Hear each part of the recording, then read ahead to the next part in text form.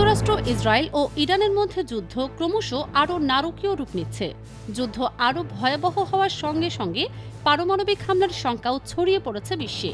সব মিলিয়ে কিছু বাইবেল গবেষক ও খ্রিস্টান ভাষ্যকার বলছেন, প্রাচীন ধর্মগ্রন্থগুলোর ভবিষ্যৎবাণী হয়তো এখন সত্যি হচ্ছে।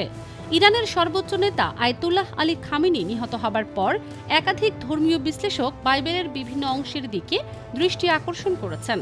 ম্যাথু রচিত সুসমাচারের ২৪তম অধ্যায়ের ৬ষ্ঠ ও ৭ম পদে যিশুর উদ্ধৃতি দিয়ে বলা হয়েছে, তোমরা যুদ্ধ ও যুদ্ধের গুজব শুনবে, কিন্তু ভয় পেও না, এসব ঘটতেই হবে। তবে শেষ এখনো আসেনি। জাতির বিরুদ্ধে জাতি এবং রাজ্যের বিরুদ্ধে রাজ্য উঠবে। ইজেকিয়েলের ৩৮তম অধ্যায়ের ৫ম অনুচ্ছেদেও পারস্যের উল্লেখ রয়েছে, যা আধুনিক ইরানের প্রাচীন নাম হিসেবে ধরা হয়। এই অনুচ্ছেদে বলা আছে, পারস্য, কুশ ও পুট সবাই ঢাল ও শিরস্ত্রাণ নিয়ে থাকবে।